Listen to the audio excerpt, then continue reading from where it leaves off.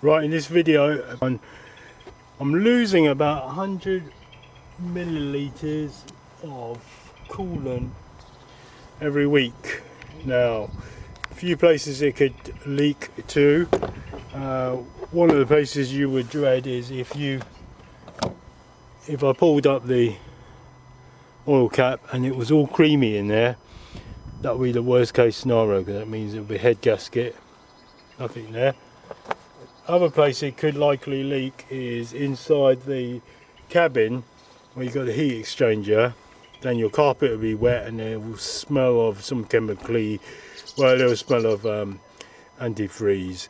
So that's not also a very poor one to have. The last one, the other suspect I would have, is 100,000 miles ago I changed the water pump, and the amount of torque I put in it is exactly what it said on the e-manual, which was, I think it wasn't very much, it was like either 9 newton meters or 12 newton meters. It wasn't very much. I did exactly what it said. Hindsight, maybe I should have done it a bit more. Maybe if it said 9, I should have done it 10 or 12, etc. Add a few more, add 5 newton meters to it, but I didn't. Did exactly what it said.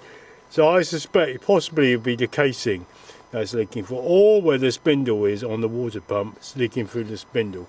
It's been a wet while. Make sure your car is completely cold, right? And I drove it this morning, but that was already like 3 or 4 hours ago.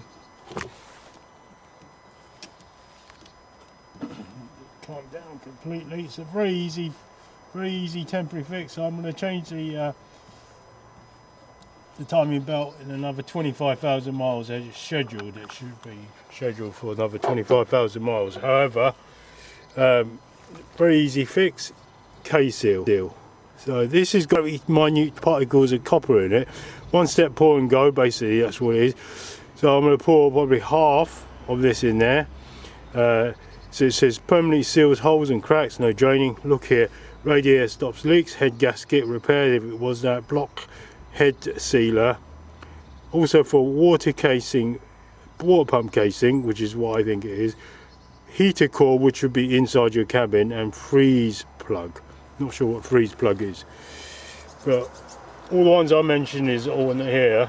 And I've used this in the past as every time I change fluid, every time I change cooling, I would add some in, just in case there's a head gasket. But this time I think I forgot actually, I ran out. So this was £12, so I'll leave a link in the description.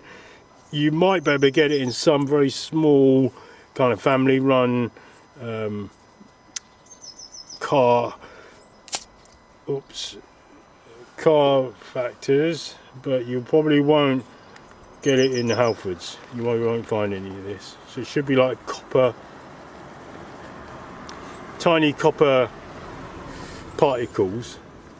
It better be, because if it's not the coppery one, then I don't know what this formula is. Then I couldn't guarantee efficacy of it. Oh, this is not what I'm expecting. Hang on a minute.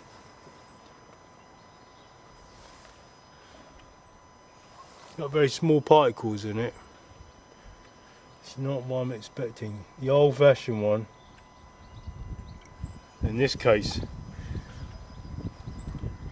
it's possible. It's a different formulation. The K-seal I know has got tiny copper bits in it.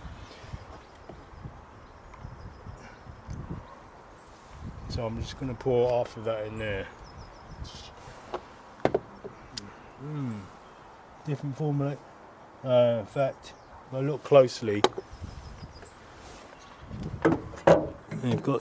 maybe they've improved the formula. I can still see the copper bits in there. Don't know, tiny bits of something, but might not be copper. There's these bits as well. Okay. Anyway, should I pour the whole lot in? Probably should do. I'm near the max now. Give it a bit more of a shake. Hopefully this works. I could definitely vouch for the old-fashioned formula, the one that comes with clear liquid and loads of copper, tiny bits of copper in it. Don't know about this one. Still under in terms of fluid, so I might as well just chuck the whole lot in. So it'll last me another